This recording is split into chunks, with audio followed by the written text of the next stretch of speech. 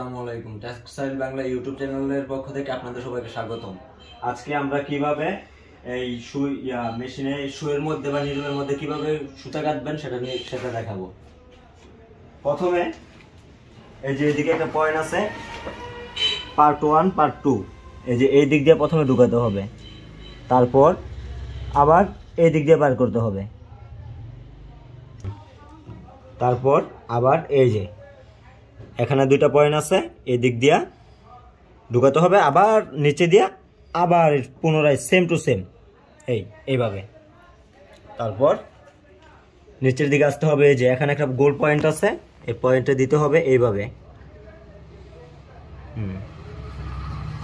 এই যে দিয়ে দিলাম। তারপর এই যে স্প্রিং আছে, স্প্রিং থেকে একটু নিচে এই দিক দিয়ে নিতে হবে। তারপর এই যে এখানে একটা হুক আছে, হুকের মধ্যে দিতে হবে। তারপর এই যে এইদিকে একটা পয়েন্ট আছে, ভিতরে একটা ফুটো, এই যে ঢুকিয়ে দিলাম। তারপর সেম আবার এইদিকে আর একটা পয়েন্ট আছে, এই পয়েন্টের এই দিয়ে তারপর